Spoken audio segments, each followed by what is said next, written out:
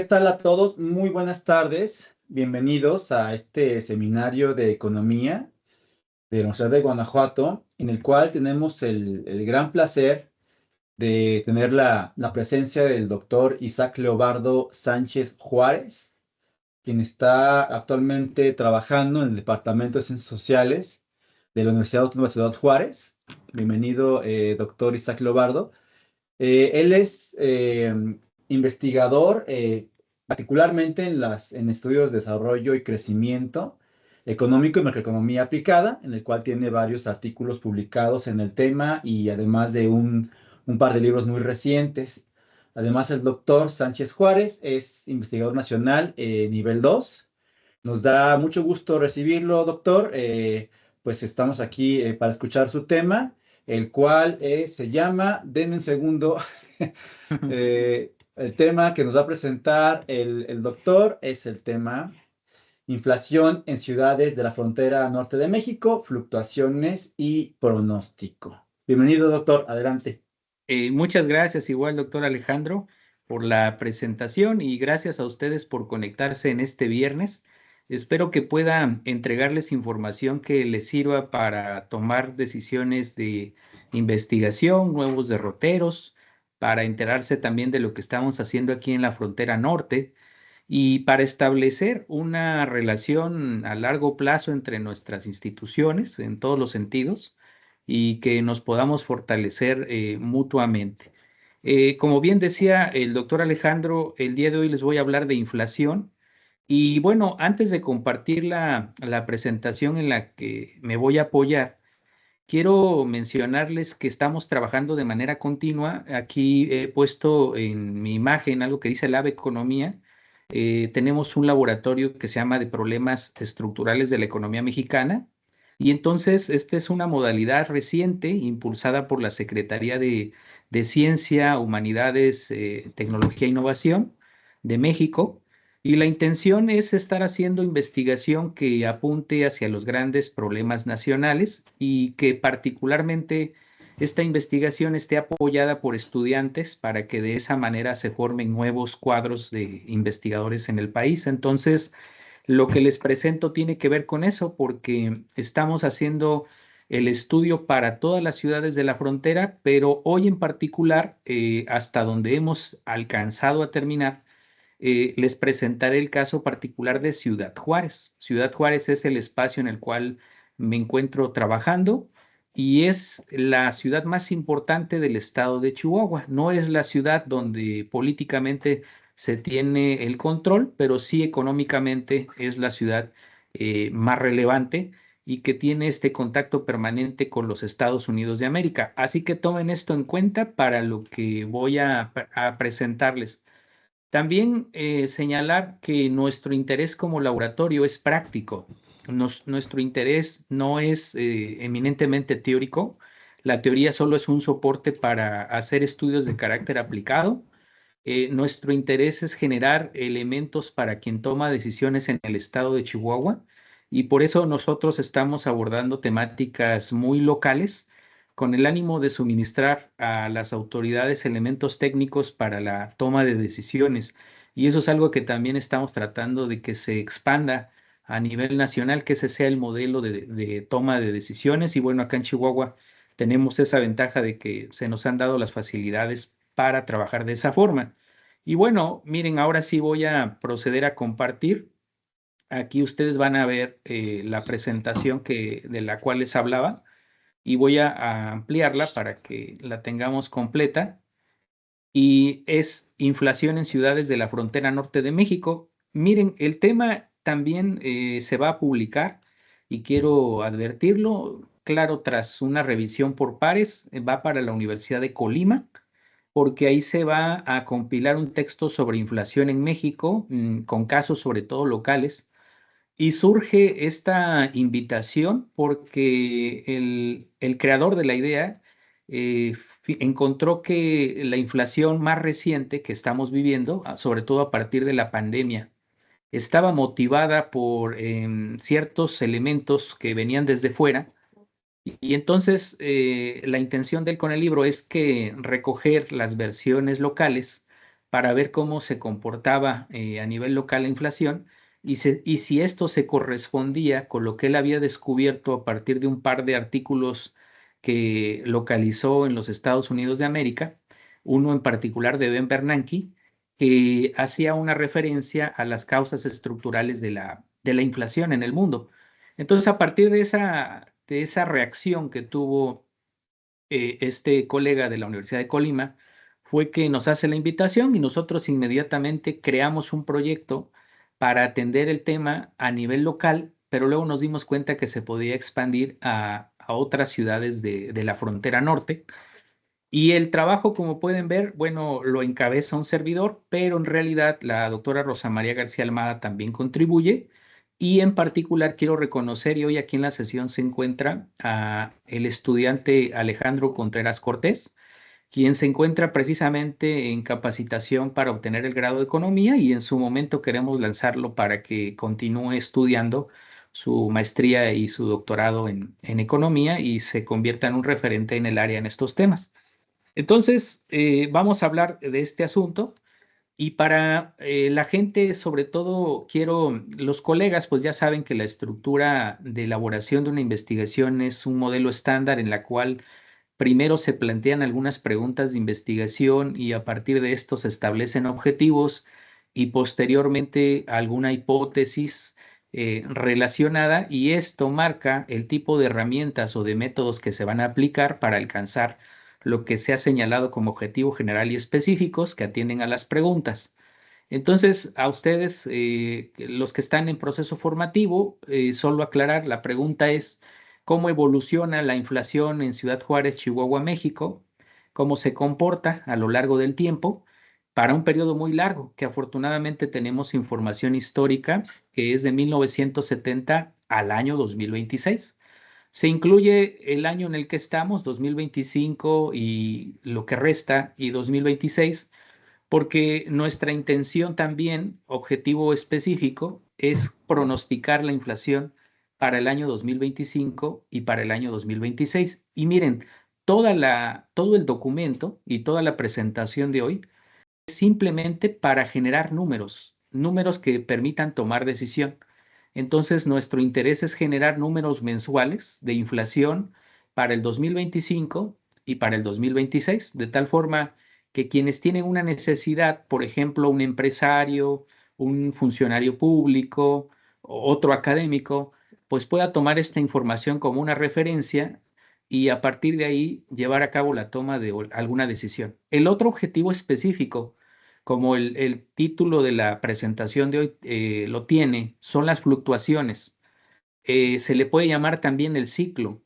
Entonces aquí estamos haciendo una innovación porque la herramienta que voy a utilizar se llama ciclos de crecimiento y es una herramienta creada ex profeso para justamente eso, para entender cuál es la dinámica que observa la economía medida por un conjunto de indicadores o por uno solo, como podría ser el Producto Interno Bruto, y nosotros la readecuamos para el estudio de la inflación. Entonces aquí, cuando nosotros hablemos de expansiones de inflación, pues no van a ser necesariamente positivas como en el modelo estándar, sino serían negativas. Y cuando hablamos de contracciones, al revés, las contracciones terminarían siendo favorables porque nos hablarían de una reducción paulatina en el tiempo del índice nacional de precios al consumidor. Entonces estamos interesados en eso y estamos interesados en saber qué tan profundas son las expansiones y qué tan profundas son las contracciones. Entonces esto es lo que motivó lo que hoy les presento y es algo muy atractivo, la verdad, porque estudiar inflación resulta que tiene un sentido humano y social, que es lo que hoy pide el gobierno federal a los que nos paga por hacer investigación, porque la inflación básicamente tiene un efecto sobre la capacidad que tenemos de comprar. Y lo que hace la inflación es que nos reduce la capacidad de compra. Ahorita justo de lo que les voy a hablar es justo la manera en la que esto ha sido afectado a lo largo del tiempo. En este momento en Ciudad Juárez, las personas la sensación que tienen es que hay precios demasiado elevados, que los salarios no crecen como deberían y que se está quedando rezagado ese salario y que en consecuencia se vuelve muy difícil consumir, que las despensas se pueden surtir con grandes dificultades. Y entonces justamente por eso estamos estudiando nosotros inflación como un problema humano fundamental para la economía mexicana. También lo estudiamos porque la inflación es un impuesto. La inflación es un impuesto de carácter regresivo, es decir, va a afectar a aquellos grupos de ingreso que menos recursos tienen, a las familias más pobres. Las familias de ingreso medio, medio alto, alto, pues tienen maneras de solventar periodos de expansión de la inflación. Las familias de ingresos más bajos se complica mucho y las de vulnerables puede pasarlas directamente a la pobreza en diferentes vertientes. Por eso estamos ocupados en este tema. También la inflación tiene un efecto pernicioso sobre la manera en la que se asignan los recursos en la economía, se desvían de usos que eran considerados sanos, por decirlo de alguna forma, terminan enviados a otras actividades que no lo son tanto. Evidentemente entorpece la planeación a largo plazo, los planes de inversión se ven alterados. Nuestros colegas que son administradores o contadores lo saben muy bien.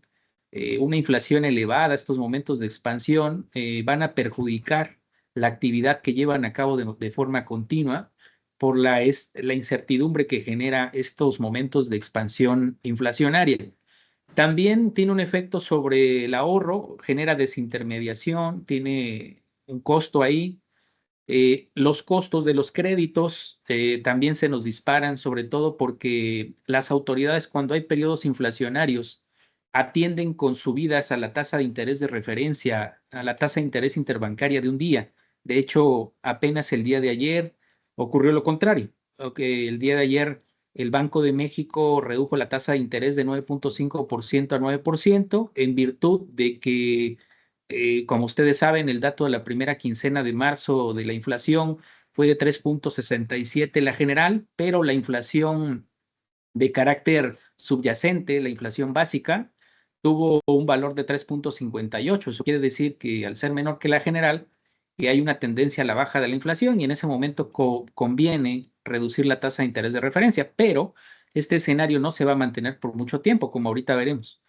También, finalmente, la inflación desestabiliza el sistema financiero. Por todas estas razones y otras que seguramente nosotros no logramos identificar en la literatura, es que es importante estudiar la inflación tanto a nivel macro como a nivel, en este caso, regional, como lo estoy presentando ahora. La literatura revisada, hoy, por cierto, quiero reconocer que la literatura revisada ha cambiado mucho la manera en la que hacemos investigación y ya este trabajo se basa en el uso de herramientas de inteligencia artificial. Nosotros utilizamos AnswerThis, Consensus, SciSpace, en fin, una serie de herramientas de inteligencia artificial y bases de datos tradicionales como las que ustedes ya conocen, Redalyc, Dialnet, Cielo y claro, una un poco fuera de lo común como ResearchGate, que es un repositorio de información científica. Utilizamos todas estas fuentes para hacer una revisión literaria de cuáles son los determinantes de la inflación. En este trabajo, como lo voy a decir al final, lo voy a recordar, no estamos ocupados, nunca se presentó como un objetivo saber cuáles son los determinantes de la inflación en Ciudad Juárez. Eso va a quedar como parte de la agenda de investigación, o sea, como un paso adicional que se hará después por nosotros o quizás por ustedes o por alguien más que vea esta charla y podrá hacerlo. Nosotros lo que hicimos es recuperar lo que hoy otros dicen y la inflación más reciente la atribuyen a el exceso de dinero, en particular en los programas de apoyo en países desarrollados.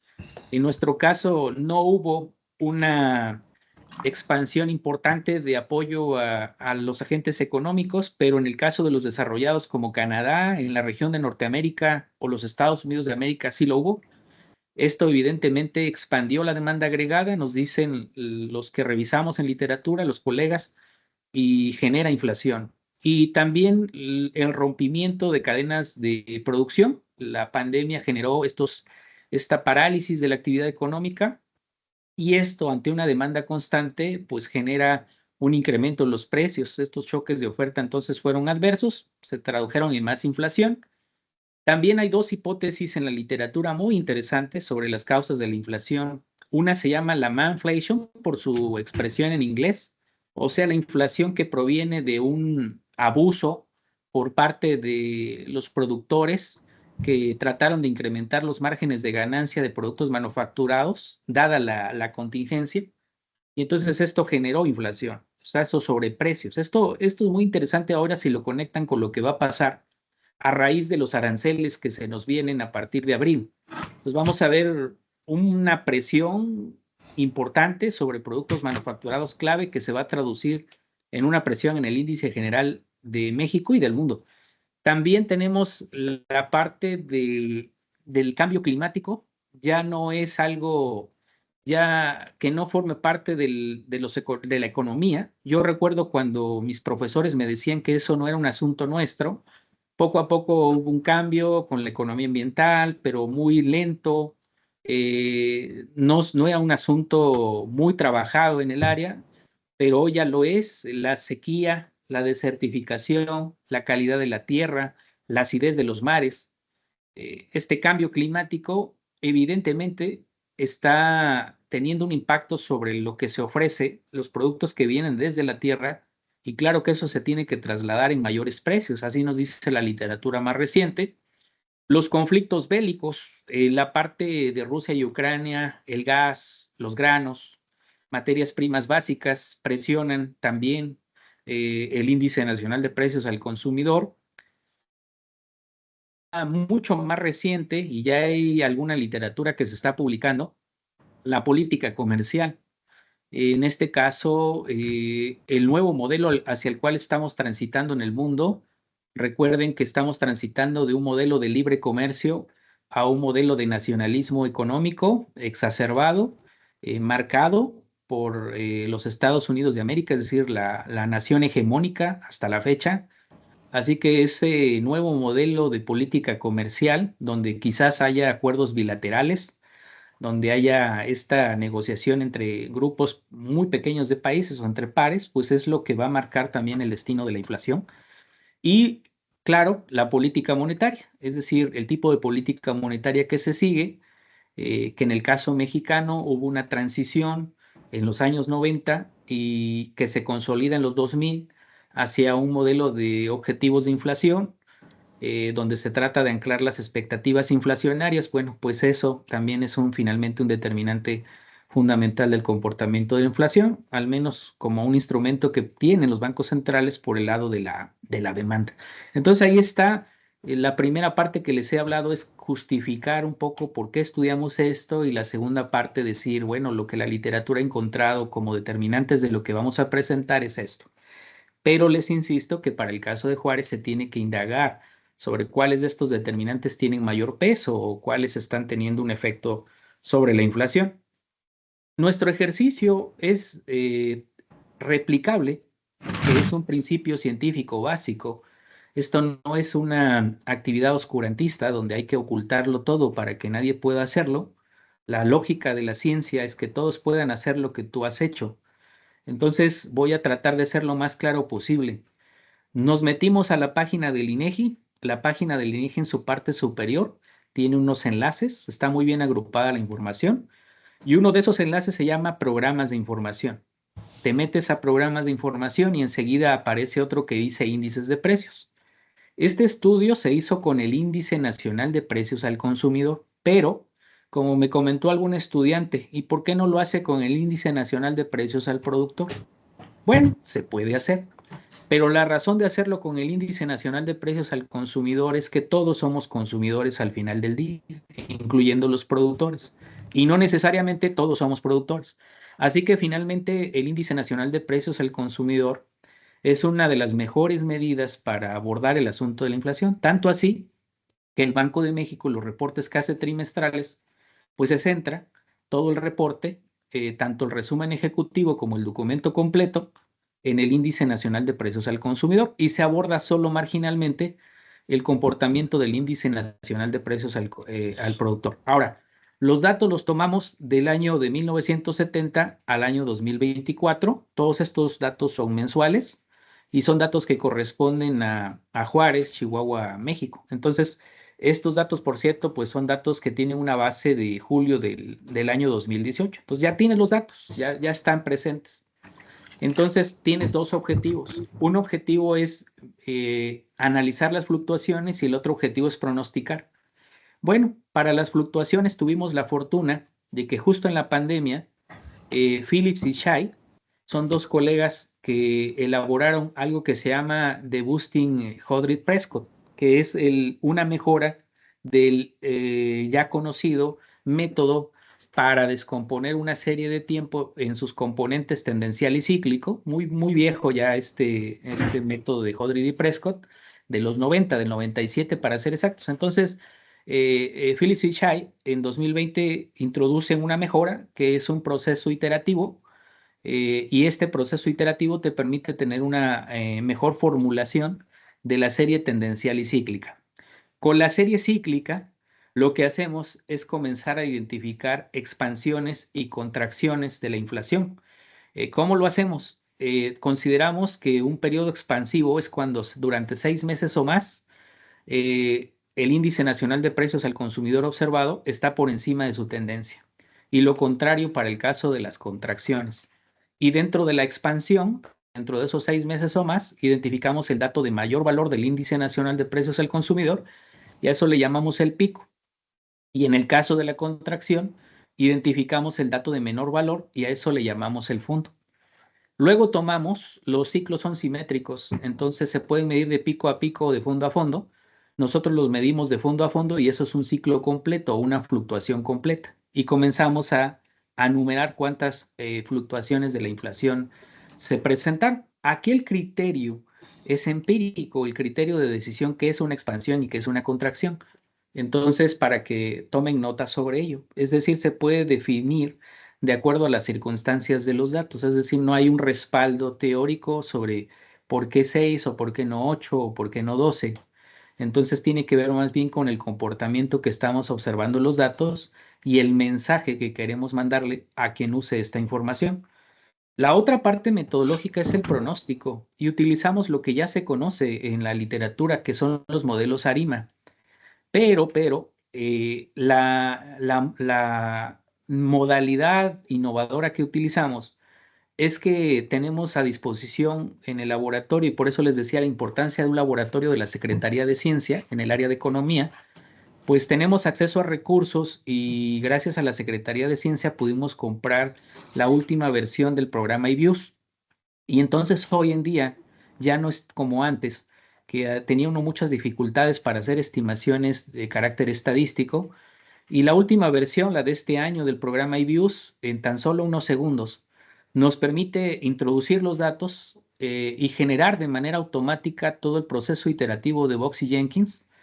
Y de manera automática, en unos segundos, nos permite elegir entre el mejor modelo de pronóstico por las circunstancias, es decir, a partir del diagnóstico. Y en unos segundos ya tenemos el modelo elegido y por lo tanto tenemos los pronósticos para el año 2025 y 2026. Ahora, esto no es suficiente. Entonces, para darle mayor robustez al pronóstico, utilizamos una nueva metodología elaborada por Meta, es decir, por la empresa que hoy es responsable de Facebook. Y en el año 2017, Meta lanzó un algoritmo que se conoce como Prophet. Y este algoritmo de Prophet es muy bueno cuando tienes información continua de larga data, como fue nuestro caso. Y entonces complementamos los pronósticos con el algoritmo de Prophet de Meta. Y entonces utilizamos estas dos metodologías y dejamos a decisión del lector. Recuerden que esto no, aunque va para la academia, nuestra meta fundamental es el tomador de decisión. Y entonces dejamos a consideración del lector de los pronósticos para el 2025 y 2026, pues que tome el que considera que es el mejor. Yo ahorita les diré cuál es el mejor o cómo podríamos tomar esa decisión. Entonces, ya vamos a los resultados para no extenderme mucho con ustedes y poder abrir el espacio por un intercambio de ideas sano que motive una mayor investigación científica en nuestro país en estos temas. El resultado es este que está en pantalla y lo voy a leer muy rápido para no aburrirlos. Tenemos datos, recuerden, desde los 70 hasta el año 2026, ¿verdad? Entonces, lo que quiero que vean es lo que está en gris, porque es claro que los periodos de contracción de la inflación duran muy poco. Y entonces los periodos de contracción son poco profundos, duran poco. Quiere decir que lo que en la muestra total tienes, en su mayoría, es un efecto de fuerte inflación, sobre todo en las primeras décadas. Desde 1970, vamos a decir, hasta el año 2000, la inflación estuvo un cierto, podríamos asignarlo así, como desbordada, con periodos expansivos muy profundos, como este del 81-86 o como el 86-88. Eso para Juárez, pero también quiero advertir algo. El comportamiento de Juárez es muy cercano al comportamiento del país. Y otra cosa que vamos a hacer como parte de lo que tenemos que seguir haciendo es evaluar la manera en la que están cointegradas las series de inflación en Ciudad Juárez con las series de México, del promedio nacional, porque este primer esfuerzo ya nos está diciendo que están conectadas de alguna manera por la temporalidad y la frecuencia que se observa. Entonces ahí está. Y luego los 90, 94 a 97, también tenemos nuevamente un efecto expansivo importante de la inflación del 97 al 2001. En el 97 ya estamos dentro del marco del TEMEC. Y luego he señalado el periodo previo a la pandemia, donde ya estábamos teniendo alguna problemática. Recuerden ustedes que la economía se había desacelerado y luego ya propiamente la pandemia, y ahí también tenemos una expansión que no es tan grave de los precios, pero bueno, que se presentó. Y finalmente señalar que en este momento, de acuerdo a los dos pronósticos, tanto Arima como Prophet, lo que tenemos es un inicio de una expansión, de una nueva expansión. Entonces, para los 2 años que hemos pronosticado acá en Juárez, y seguramente a nivel nacional habrá que comprobarlo, estamos entrando en una etapa expansiva de la inflación, pero con tasas de crecimiento que son moderadas. Ahorita les presentaré los resultados. Cuando nosotros graficamos, esta gráfica solo es del pronóstico Arima o con el pronóstico Arima. Tenemos tres líneas. La que está ahí teniendo saltos abruptos es el ciclo, y las que están muy pegadas y que casi no se distinguen, que son dos, pues es una el índice nacional de precios al consumidor de Juárez registrado contra la tendencia de ese índice, ¿no? Entonces la diferencia de esas dos líneas aparece abajo. El eje del lado izquierdo es el que habla sobre ciclo, mientras que el eje del lado derecho es el que habla sobre la tendencia y el índice nacional de precios al consumidor de Juárez. Y he señalado 5 etapas, todas relacionadas con una expansión importante de la inflación: la de los 70s, la de los 80s, la de los 90s, luego esta relativa calma, que no es casual. Esta calma después de los 90 es gracias al esquema adoptado por el Banco de México para el control de la inflación. Eso nos señala lo importante de su labor y particularmente lo importante de tener un Banco Central independiente. Y luego ya tenemos señalado en la gráfica el caso de la pandemia y claramente pues el pronóstico, ¿verdad? Lo que se nos viene, a lo que nos vamos a enfrentar. Entonces, estos filtros, recuerden que son modificados de HP, y en este caso dice lambda 14,400 porque son datos mensuales, el factor que estamos utilizando, y está iterado, o el resultado con un criterio de información es iterarlo hasta 6 veces. Y bueno, los pronósticos de inflación son estos, miren, o sea, por eso empecé diciéndoles, hicimos todo esto porque queríamos llegar a esta gráfica. Nuestra finalidad era llegar a esta gráfica y hacer un comparativo de cómo va a estar la inflación en Ciudad Juárez para el 2025 y para el 2026. Y aquí encontramos algo que nos llamó mucho la atención, porque en este momento ya se tienen los datos registrados por parte del INEGI de enero y de febrero. Y el método Arima nos entregó exactamente el mismo resultado que publicó el INEGI. exactamente el mismo, lo que nos habla de la fiabilidad y la confianza que puedo tener en el modelo estimado. O sea, exactamente el mismo valor que registraron para enero y febrero el INEGI es el que nos dio el modelo ARIMA. No así el modelo PROFE, que empieza a entregar resultados todo el 2025 muy descabellados, que definitivamente la intuición te dice que no pueden ser utilizados para tomar una decisión. Pero aquí ocurrió algo muy interesante. Por eso la importancia de complementar métodos de pronóstico, porque los métodos ARIMA nos dieron muy buen resultado para todo el 2025, pero el método PROFET ocurre lo contrario. En el 2025 es muy malo lo que nos dice que va a ocurrir, pero en el 2026 es muy bueno. Entonces, finalmente, los métodos se complementan. Y claro, uno tiene que aplicar la intuición aquí a los jóvenes que están en proceso formativo. Entonces, no nos los va a decir todas las estimaciones y las técnicas. Tenemos que introducir la experiencia y nuestra intuición.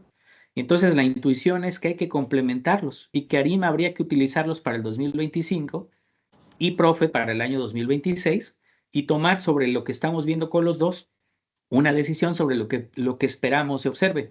Por cierto, no quise ponerlo aquí, pero en el caso de Profit se estiman bandas, es decir, valores máximos y valores mínimos, y el que yo presento es el promedio del pronóstico, el valor pues de inflación que se observaría en promedio, pero hay esta capacidad de salida en la que tenemos los márgenes inferior y superior. Y bueno, los pronósticos, les decía, ya yendo a datos puntuales, en el método ARIMA, entre los valores de inflación de los que nos habla es entre 4 y 5.5%. Hoy por la mañana estuve muy pendiente de los reportes, sigo mucho los reportes que hacen los grandes grupos financieros del país y del resto del mundo, y por ahí anduvieron indicando que ya algunos valores probables de inflación y a este máximo de 5% lo están viendo como resultado de los aranceles. Habría que considerarlo. Hay un pico en el caso de Arima hasta de 6% para junio de este año, de 2025. Mi intuición me dice y mi experiencia que eso no va a ocurrir. No hay manera, no lo veo en el corto plazo, salvo que por lo que estamos viendo aquí en la frontera de las dificultades para cruzar mercancía que ya hay y los altos costos que ya hay, producto de esta incertidumbre arancelaria, pues puede que a lo mejor eso se traslade rápidamente y que finalmente sí, en junio veamos estos valores y estemos entrando en una nueva etapa crítica global, no solo en el caso mexicano, producto de esta alocada, incluso podría decir, toma de decisiones por parte de la nación hegemónica. Y luego el Profit tiene una trayectoria inflacionaria bimodal con dos fases, una con valores bajos, la que definitivamente la intuición nos dice que hay que descartar, o sea, no es probable que esto ocurra, y la otra trayectoria con valores que se estabilizan en torno al 3.3%, y esta es muy certera, porque el último reporte del Banco de México, el que acaba de presentar, habla en sus pronósticos de que en 2026 ellos esperan no 3.3%, ellos esperan 3% de inflación. Así que los resultados que nosotros estamos presentando para Juárez, que les insisto, todo parece indicar que va siguiendo la trayectoria del patrón nacional, pues es muy similar. Entonces eso nos habla de que estamos haciendo algo en la dirección correcta. En conclusión, a pesar de que tenemos dos modelos que tienen ciertas diferencias, pues coinciden en una tendencia general a la baja en la inflación, es decir, estamos pasando de escenarios críticos que tuvimos por ahí 2022, 2023, corregidos en 2024 y ahora más en 2025, pero finalmente creo que nos estamos acercando a la meta del Banco de México. Esto pasaría en la escala local, en el caso particular nuestro de Juárez, pero no hay que confiarse porque en el escenario tal y cual lo hace el Banco de México, esto sí no lo hicimos nosotros, pero hay riesgos a la baja y riesgos a la alza. Y en el caso de los riesgos a la alza de la inflación, pues lo he insistido, es el tema arancelario. Nosotros al estar en frontera, tan solo unos pasos del cruce de mercancías hacia los Estados Unidos de América y de su llegada a México, pues estamos viendo todo el tiempo las dificultades que se están experimentando en aduanas, producto de una serie de mensajes que hoy sí y mañana no, respecto a cuál es la tarifa que se aplicará para la importación y exportación de mercancías. Entonces, la inflación es un fenómeno complejo que está caracterizada por momentos de expansión y de contracción, variaciones en cuanto a su profundidad, a su duración, pero lo que es claro es que a partir de la década de los 90 hay una tendencia general hacia la estabilidad inflacionaria. La gente más joven que nació por ahí, de los finales de los 90, principios de los 2000 y que ahora está con nosotros, pues lo que ha vivido es una etapa de estabilidad inflacionaria, pero parece que hay episodios de volatilidad en el camino y que estos se pueden mantener. Entonces habrá que seguirle dando seguimiento a este asunto. Y bueno, espero de mi parte que esto les haya parecido atractivo y ahora vamos a pasar a la parte de algún intercambio de ideas que podamos tener respecto a lo presentado. Solo quiero agregar para ya cerrar que en el caso de Juárez tenemos que indagar como factores determinantes de la inflación la cercanía que tenemos con los Estados Unidos de Norteamérica, la relación que tenemos con ellos, la aglomeración de industrias manufactureras, el cruce permanente de personas, esto claro que afecta a la inflación por los ingresos que generan, y los cambios en los salarios nominales, esta política implementada a partir de 2019, que hasta ahora, por cierta literatura que revisamos, parece que no ha tenido un efecto inflacionario, y la dinámica, claro, está de los tipos de cambio, ver cómo afecta. Acuérdense que ahora lo que estamos observando es algo que nos sorprende a todos, el tipo de cambio nominal, cuando esperábamos que se depreciara, perdón, no está ocurriendo, sino que se está manteniendo en una posición, vamos a decirlo, entre comillas, sólida, lejos de lo que de manera estándar se hubiera esperado. Entonces, todo esto hay que considerarlo. Es parte de la agenda de investigación y los invito a ustedes a que estén pendientes de esto, que desarrollen más en esta dirección. De nuestra parte, las publicaciones en economía tardan, así que entregamos esto en mayo y luego se revisará y si todo sale bien, hasta el siguiente año verá la luz este resultado, pero este seminario creo es muy valioso para adelantarles lo que esperemos se pueda presentar tras la revisión por pares en ese documento. De mi parte, agradecerles y vamos a intercambiar ideas, por favor. Muchas gracias por la presentación, doctor. ¿Alguien tiene alguna pregunta, algún comentario?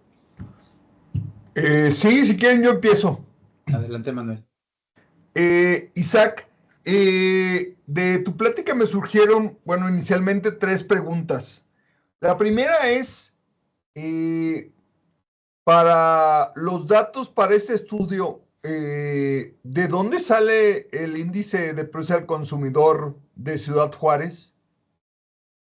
Digo, porque hasta donde yo sé, Banco de México no lo genera, ¿no? Desde el 70, ¿no?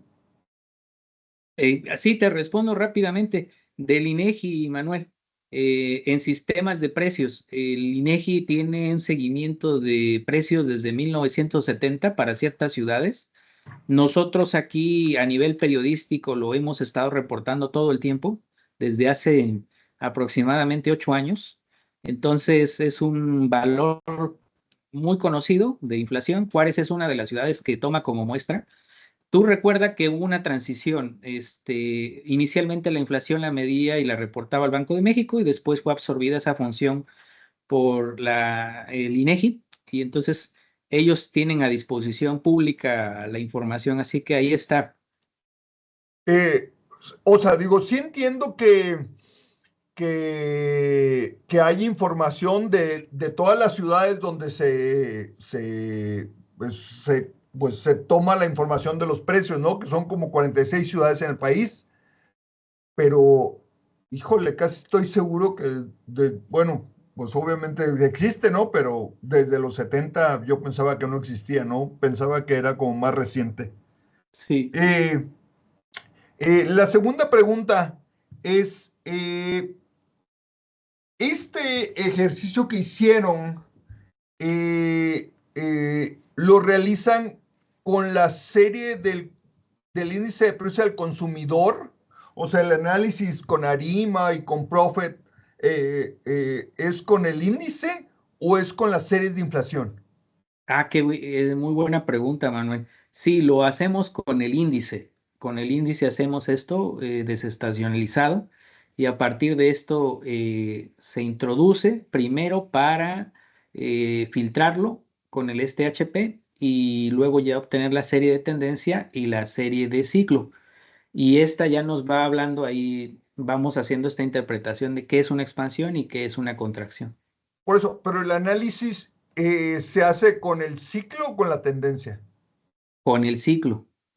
El ciclo que es la diferencia entre el valor observado y nos da este residual cíclico que mostraba.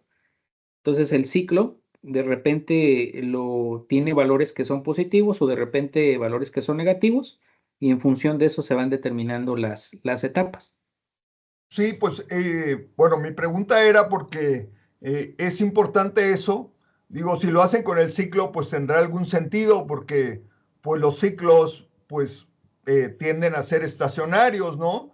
Y pues si no fuera con el ciclo y se le aplicaran modelos ARIMA a algo que generalmente no es estacionario, como el índice nacional, como los índices de precios al consumidor, pues posiblemente pues no tendría mucho sentido aplicar cosas ARIMA a algo que tiene raíces unitarias, ¿no?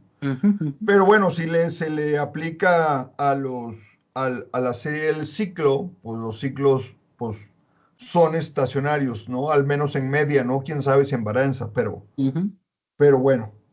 Y la tercera pregunta, que esa sí me intriga bastante, es, o sea, tú mencionaste en la sección de resultados que los métodos ARIMA son muy buenos, al menos en el 2025, porque ya existen datos para los 2 primeros meses del año. Pero lo que me sorprende es que dices que para el 2026 es mejor los pronósticos de Prophet, pero pues no sé a qué te refieres con eso, si no hay datos de inflación en el 2026 todavía, o sea, ¿cómo podemos saber que Prophet es bueno, no? Sí, tienes razón, Manuel.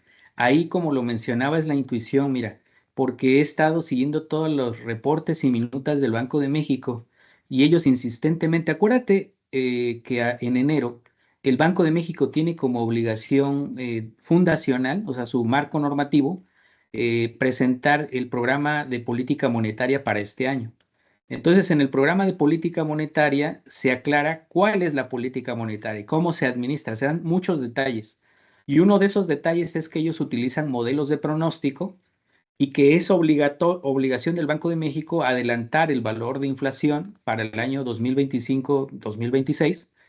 Y entonces, en ese documento, ellos establecen que va a haber una inflación a nivel nacional, al menos, no de Juárez, ¿verdad? No de Juárez. A nivel nacional de no más de 3%. Ellos ya lo han pronosticado, ya lo han hecho público y ya han presentado el patrón de transición hacia ese 3%. ¿Por qué? Porque en el programa de política monetaria y en el modelo que utilizan, debe de quedar clara las expectativas. Y entonces la expectativa es que la inflación se reduce. Usando esa información más mi intuición y la conexión que dije que no he probado, pero hay que probar, entre la inflación en Juárez y la inflación nacional, es que he mencionado que el resultado para ese año, segundo año 2026, el mejor en el pronóstico, termina siendo Prophet porque se acerca más a lo que podríamos observar. Es que en el caso de Arima se va a valores de entre 4 y 5% y esperamos que eso no ocurra. Pero recuerda es que esto, o sea, no hay manera tampoco así tan precisa de aseverarlo porque está el escenario en el que estamos entrando a partir de abril. Esto podría cambiarlo todo y habría que reestimar tomando en cuenta esas consideraciones de cambio en el sistema arancelario y quizás hasta el fin del comercio libre en América del Norte. Entonces, eso hay que estar pendientes de eso para quizá reestimar o volver a considerar lo que se está diciendo. Ok, entonces lo que entiendo es que tú dices que Prophet es mejor para el 2026 porque tus pronósticos coinciden con los pronósticos de Banco de México. Por sí, exactamente, Manuel, así sería. Ok. Eso es. Ok, perfecto. Gracias. No, a ti, Manuel. Si me permiten, yo quisiera comentar porque tengo una pregunta relacionada con lo que comenta Manuel. Hace unos meses dirigí una tesis, justamente, bueno, Manuel fue también sinodal de ese trabajo, en el cual precisamente hicimos una comparativa a nivel metodológico del comportamiento de un modelo de tipo ARIMA con un modelo de tipo Prophet aplicado en este caso a redes financieras. Eh, yo creo que los modelos de tipo Prophet, o bueno, la modelación tipo Prophet, digamos que brilla cuando tienes una serie de tiempo con mucha volatilidad, que es el caso precisamente de los datos financieros, ¿no? Entonces, no sé hasta qué punto hubieran cambiado tus resultados y digamos que la conclusión con respecto a qué modelo es mejor que el otro, si tú utilizas pues la serie de la inflación en sí misma, que es una serie financiera con su Ujú. volatilidad y demás, en lugar del índice, pues que como dice Manuel, pues ya está estacionario, ya tiene pues esas Sí. ventajas, ¿no? Que digamos que le dan la gran ventaja de manera natural a los modelos ARMA, ¿no? Entonces, no sé si intentaste pues aplicar la metodología a la serie de inflación, y pues ahora sí que metiendo parámetros, el profe te permite, por ejemplo, meter periodos en los cuales hay alta volatilidad, ¿no? Meter, o sea, no sé, ruido de repente en medio de la serie, o cambiar también la tendencia, qué sé yo, ¿no? O sea, cosas como se pueden hacer de manera muy fácil, bueno, así entre comillas, a quien ya le han movido al modelo, ¿no? En Prophet, no tanto en los modelos ARMA, ¿verdad? Y pues creo que es donde brilla, ¿no? Básicamente Prophet, ¿no? Yo te agradezco, Alejandro, porque esto sería más bien, yo lo tomo como un plus del seminario para considerarlo, que creo que también iba en la dirección que estaba recomendando Manuel, de hacerlo directamente con la serie de inflación, para ver qué resultado nos da, porque coincido contigo, en el método Prophet eso es justamente donde más destaca, es decir, la manera en la que nos arrojaría mejores pronósticos. Entonces, sí lo queda como una tarea pendiente, no lo hice, no lo hicimos, entonces habría que hacerlo para ver cuáles son los resultados y comparar con estos que ahora tenemos y nuevamente quizás ahora ya con 3 versiones, pues ver cuál es la que finalmente nos entrega la mejor imagen de lo que podría ocurrir. Claro, y aparte que ahora tienes toda esa maquinaria, o sea, machine learning y demás, redes neuronales, que también puedes agregar, ¿no? Como parte de la caja de herramientas, ¿no? Entonces tienes Prophet que básicamente, de una manera un poco diferente, pero también Ujú. desbarata la serie en su componente estacional, la parte cíclica y la parte de tendencia, igual que lo hacen los modelos de tipo ARMA y ARIMA, ¿no? Pero la parte, pues, más bien de aprendizaje tipo machine learning pues hace una cosa bien diferente, ¿no? Entonces a lo mejor podrías también eventualmente entrenar un modelo de esos para ver si sale mejor, ¿no? ¿Quién sabe? Sí, tienes razón. A la gente que verá esta grabación, pues es una buena recomendación la que haces. Y yo francamente por eso lo dije en la exposición, estoy gratamente sorprendido de cómo ahora nuestro trabajo científico investigador se facilita con todas las herramientas que hoy tenemos a disposición.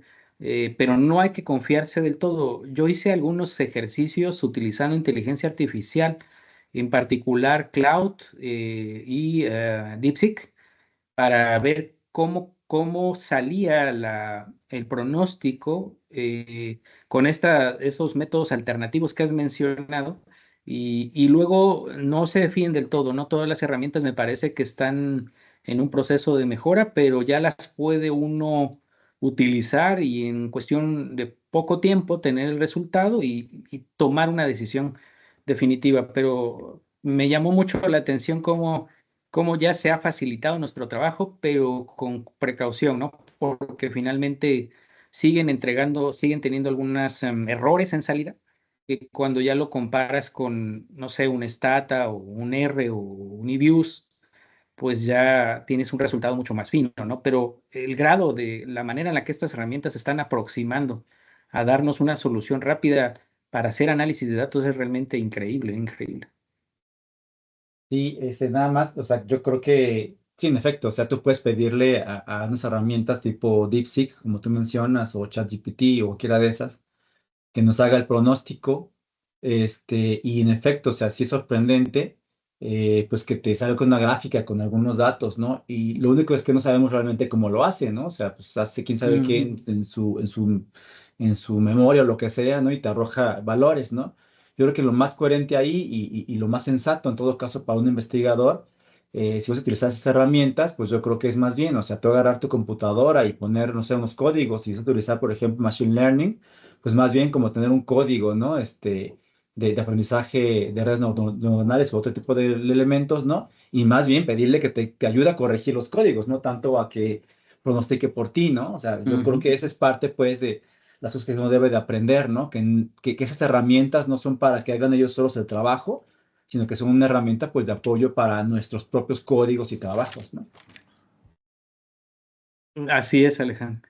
Veo que Fernando por ahí hace tiempo, disculpa, Fer. Gracias. Sí, gracias, nada más para tomar turno y luego no me dejan hablar mucho. Pero, no, muchas gracias por tu presentación, bastante interesante. Y nada más 3 preguntas de lo básico, porque también me interesan los temas, entonces para, pues yo también aprender. En cuanto a este filtrado que comentas de Phillips and Shy, ¿tienes resultados comparando el simple filtro de HP contra el filtro que tú comentas que está modificado? Para ver, ¿no? ¿Qué otros resultados pudieras tener? Si son absolutamente mejor o no, ¿no? La otra es, Bien, sí, perdón. no, sí, adelante si gustas, anoto esta y ahorita te Sí, comento. ok, sí, perdón. Y otras dos en cuanto a la tendencia, porque tienes el INPC. Sí, Y lo filtra, ¿no? Y se puede ver como, pues, con el mero gráfico que pueden existir un par de tendencias, ¿no? Una después de tener el objetivo de inflación y otra antes de tener el objetivo de inflación, ¿no? Entonces, no sé qué tan necesario sea tener datos desde 1970 cuando pues simplemente te puedes enfocar desde el 94 o un poquito antes, ¿no? Que se empieza a ajustar al objetivo de inflación, porque pues a lo mejor el ruido extra que no se necesita, pero claro, ya viendo los datos, ¿no? Ya viendo el pronóstico, si lo hace bien o si no lo hace bien, porque se ve claro en ese gráfico del INPC, que pues la tendencia seguramente es 3% y variaciones alrededor de ese 3%. Y entonces, pues ya ese filtro que le aplica a uno, pues muchas diferencias a lo mejor no hay, ¿no? Por supuesto, lambda le dará más amplitud o menos amplitud o más suavidad y demás. Y el otro último que es sobre los precios de los productos en Ciudad Juárez, ¿no? Como eh, los precios de los productos que más se mueven o los precios que se mueven más, ¿se ven muy afectados por estos aranceles? ¿O por qué decir que sí que sí afecta o afectaría la implementación de estos aranceles? de acuerdo, Fernando, te agradezco. Empiezo por la última, que quizás para mí es la más compleja, porque la idea es la siguiente. En Ciudad Juárez, cifras más o menos, el 60% del Producto Interno Bruto de la ciudad está vinculado directamente a la industria manufacturera de exportación, la maquila. Y luego, en cuanto a empleo, brinda algo así como cerca de 600,000 empleos directos de una población en Juárez que es de 1,500,000 personas. O sea, el impacto que tiene tanto en empleo como en producción es brutal. Entonces, lo que yo decía es que los aranceles, como son estas actividades de exportación las que dirigen los destinos de la ciudad, lo que está ocurriendo, al menos con información de gente que hace sobre todo transporte de mercancía, de líderes de la Cámara de Autotransporte de Carga, es que primero ya llevaba tiempo deteniéndose mucho la carga, porque el gobernador de Texas les había puesto una serie de restricciones. Eso fue primero. Enseguida, y eso ya generaba que los costos se elevaran y por tanto los precios. Enseguida vino Trump y en cuanto se puso en la oficina, comenzó serie de mensajes confusos sobre lo que se va a grabar o lo que no se grabaría, en fin. Y lo que ocurrió es que luego, en febrero, si no recuerdo, ahora en marzo, y luego en abril, comenzaron ellos a reportar que no necesariamente se estaba cobrando lo que se decía oficialmente, pero que sí se estaba cobrando. Y entonces les estaba generando un costo adicional, aunado a que comenzaron a reportar nuevamente confusión en los agentes aduanales, y que tú sabes que creo que esto es algo de lo rescatable de los principios liberales. Toda restricción gubernamental a lo que va a llevar es a la corrupción. Es decir, nuevamente, y esa corrupción significa mayores costos, porque se tiene que pagar, porque tienes que permitir que sí fluya la mercancía, entonces tienes que facilitarlo a través del pago a algunos agentes. Pues lo haces y la mercancía pasa, pero era algo que antes no existía y ahora existe. Pues no estás pagando quizás el 25 que dicen, pero sí estás pagando un 6 o estás pagando un 8% sobre la mercancía que ingresas. Y esta falta de claridad va a persistir, entonces ya se está trasladando directamente a costos mayores para los productores, y por el impacto que esa actividad tiene en la ciudad, pues claramente luego se te va a comercio, se te va a servicios, se generaliza. Y era justo lo que estaba apuntando.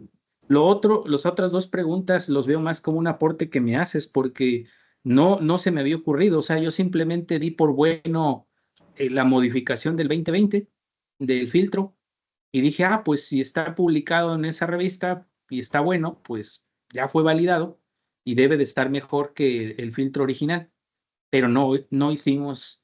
Entonces lo que creo que hay que hacer es lo que tú recomiendas, hacer la comparación con el filtro original y ver si realmente para este caso nos estaría entregando mejor salida. Y la otra también es un aporte tuyo, porque no tampoco lo había considerado, y eso otra vez vuelve a lo de Manuel, ¿no? Esta duda que tenía sobre el origen de las cifras.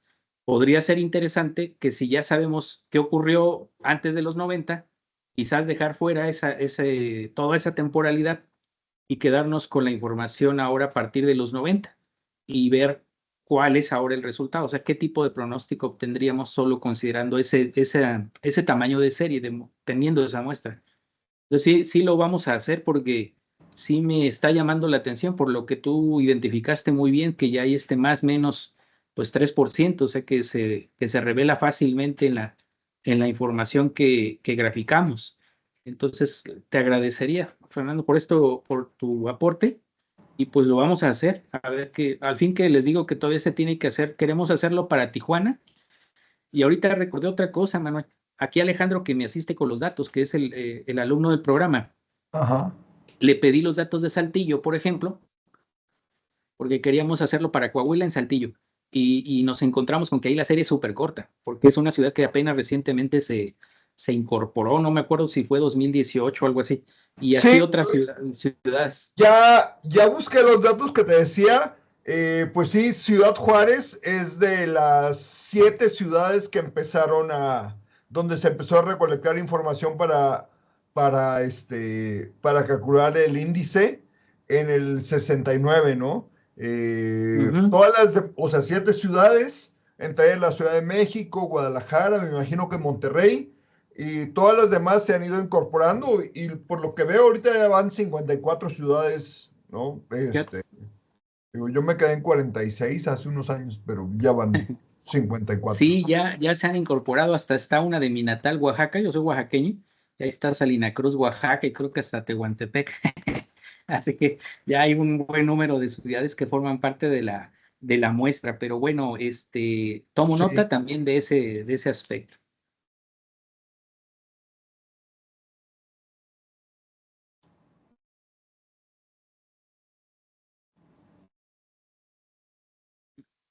Por ahí La pregunta por ahí, Leonardo Urbina.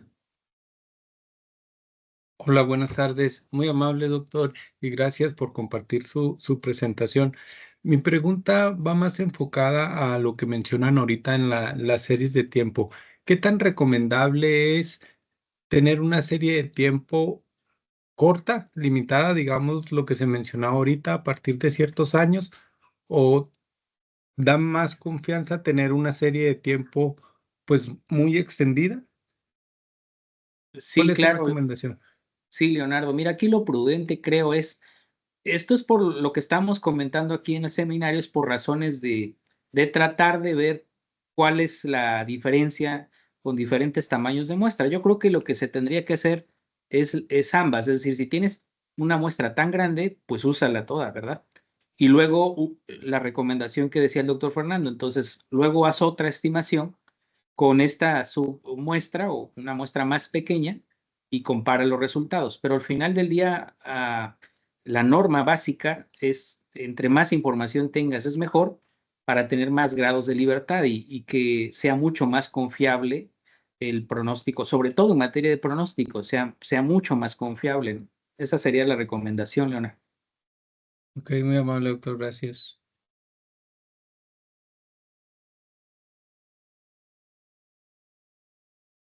Bien, ¿alguna otra pregunta? Pues si no hay nadie, me gustaría nada más unas últimas preguntas. Esto no es parte de lo que nos platicaste, pero, o sea, tú que estás metido en esos temas, ¿hay algunos estudios o has hecho algo en relación a analizar si la inflación en Ciudad Juárez, por ejemplo, se comporta de manera diferente a la de otras ciudades o a la del nacional o algo así? Sí, Manuel, en el caso del el seguimiento de cómo está con la nacional, sí lo hemos hecho, pero Ajá. solo a nivel descriptivo. Es decir, aquí en el laboratorio hubo un tiempo que publicábamos el índice nacional entregado mensualmente contra y el índice de Juárez, igual entregado mensualmente. Y lo que encontrábamos era que había una alta correspondencia, pero solo era a nivel descriptivo, es decir, teníamos la gráfica de las dos series y las dos series se correlacionaban de manera muy alta, de forma importante, y entonces decíamos, ok, a partir de ahí es que hice esta declaración, pero ya a profundidad analizar esa relación, ¿no? Por eso decía ahorita quizás ver si estas series están cointegradas, eso sería un siguiente paso que quizás incluso fortalecería este resultado. Ustedes ya saben cómo operamos en la academia, ¿no? Entonces, este producto prácticamente ya lo estamos dando por hecho, por terminado, pero luego queremos hacer una nueva entrega y en esa nueva entrega haríamos esto otro que estoy comentando como para darle más robustez a esto y comenzar a acercarse a los determinantes de la inflación, porque a nivel local no es fácil hacer un estudio de determinantes. Lo intenté hacer con empleo, o sea, quise usar el empleo y ver cómo se relaciona empleo-inflación y no obtuve ningún resultado satisfactorio. Entonces lo abandoné el proyecto. Usaba datos de empleo formal, que ya ven que en el IMSS hay datos de empleo formal por ciudad también. Y entonces lo hice, pero no encontré un resultado que fuera el que yo estaba esperando, ¿no? De que yo básicamente quería trasladar la idea de que a más actividad económica se estaba generando una presión en precios, pero no, ni siquiera había alguna relación entre las series.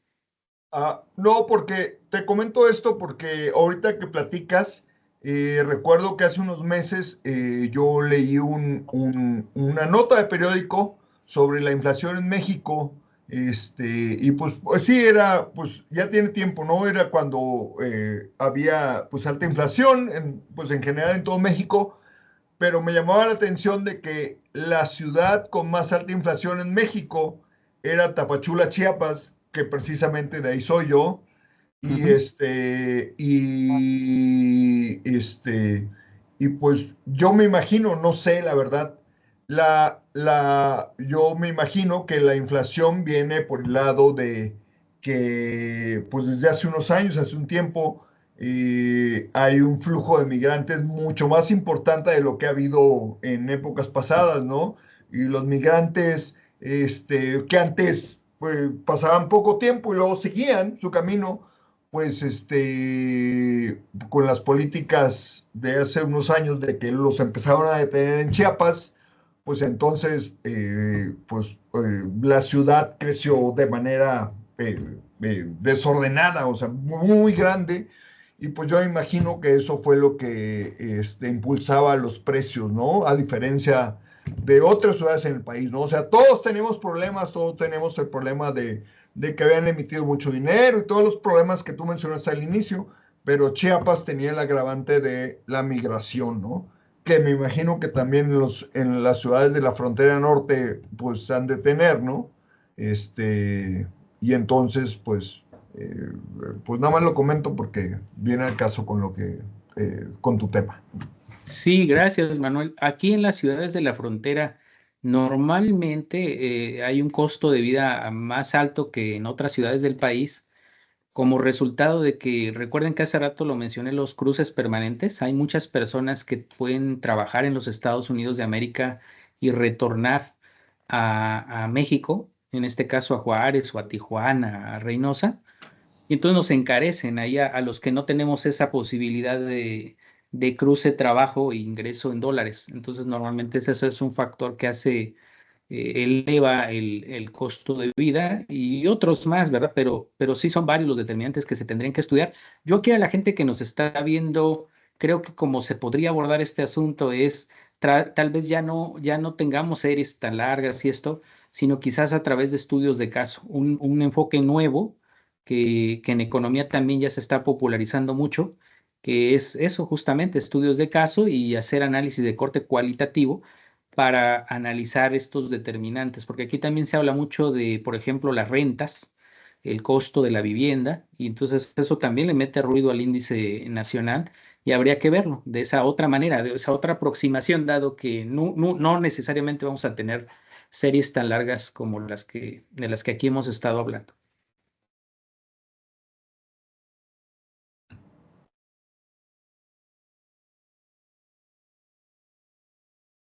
Por ahí tienes otra pregunta de Clara Azucena.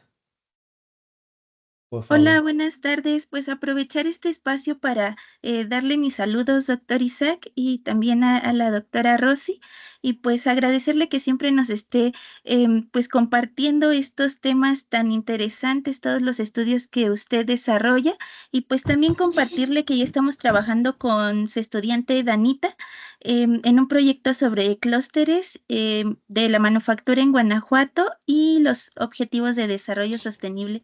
Muchas gracias por conectarnos, doctor. Al contrario, Clara, las felicito, qué bueno que están haciendo un nuevo derrotero ahí de investigación, que tengan mucho éxito y gracias también por conectarte a esta sesión del seminario. Gracias, doctor. Saludos. Muy bien, ¿alguna otra inquietud, alguna otra pregunta o comentario? Bien, pues si no hay más comentarios ni preguntas, pues no queda más que agradecer al doctor Isaac Leobardo Sánchez Juárez por su presentación. Muy interesante, pues que dio para la discusión, para nuevas ideas, para la reflexión, que es el sentido pues que tienen estos seminarios. Muchas gracias, Isaac, que tengas una feliz tarde también para todos. Gracias por conectarse y pues estamos en contacto para el próximo seminario. Muchas gracias a todos. Muchas gracias. Muchas Cuídense, gracias. buen fin de semana. Hasta pronto. Gracias, Muchas gracias. igualmente. Hasta pronto. Bye, bye. Bye.